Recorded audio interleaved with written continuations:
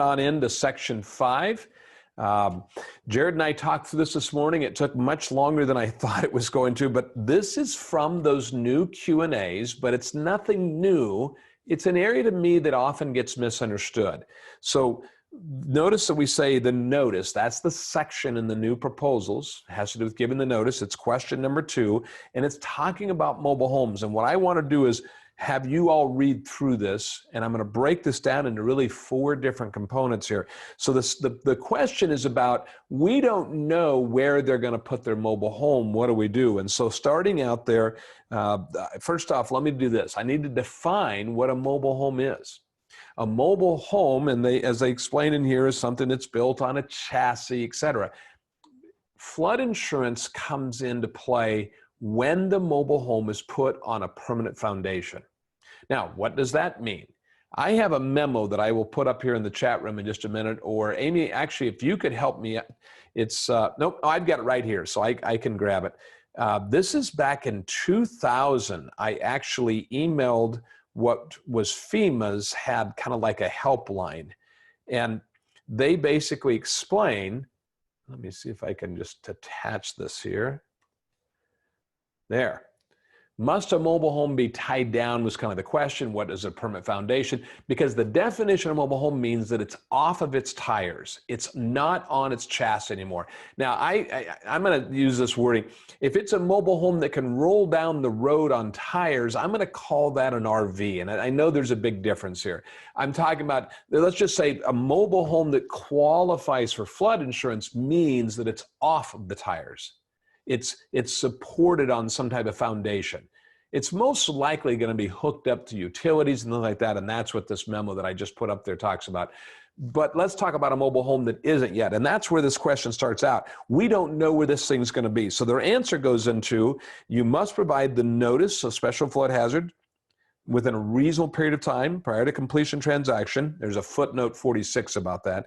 If the lender determines that the mobile home securing the loan will be located in a special flood hazard area just prior to closing. So, hey, Jarod's buying a mobile home and we gave him a loan to buy one, but we don't know where he's going to put it.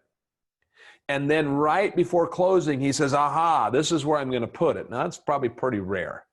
Well, what they're saying is, in that case, then you need to check, where's that property at? Do the special flood, or do your flood determination. If it comes back that it's in a special flood hazard area, you may or may not have to do flood requirements. Why?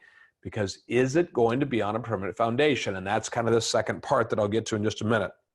Now, so what they're saying is, if you realize that it is going to be a special flood hazard area, and if it's going to be on a permanent foundation, I've got to give him the notice. And I might need to delay the closing to give him the notice a reasonable period of time so he can go out and buy this insurance. I'm going to draw a line. That's kind of one. Let's go to the next one. It says, in the case of a loan transaction secured by a mobile home not located on a permanent foundation. In other words, it's still got its tires, right? That home-only transactions are excluded from the definition of mobile home. So I use the word RV or camper or whatever. If it's still on its tires, then it doesn't qualify, okay? And the notice requirements would not apply. However, the agencies encourage you to still advise the borrower that the mobile home is later located on a permanent foundation, that they would need to have it. Let's call that number 2. Now let's go to the last part. If the lender, when notified of the location of the property and mobile home subsequent to loan closing, so we've closed your loan, and then we find out that you've put it on a permanent foundation and it's located in a special flood hazard area, then I'm going to have to require flood insurance. And forced placement must be given. If the borrower fails to buy it, then I'll buy it for them. Now, here's the thing that they didn't get into, but I think they're inferring, or this memo that I just put up in the chat function, Jarod doesn't tie down his mobile home. It's on a permanent foundation, which basically means that it's on cinder blocks or whatever. It's just off of its tires. That's what the definition says, and that's what this memo that I put up there says. Sometimes we have borrowers or lenders will tell us, well, our borrower went to buy insurance and the agent told him, I can't sell it to you because it's not strapped down.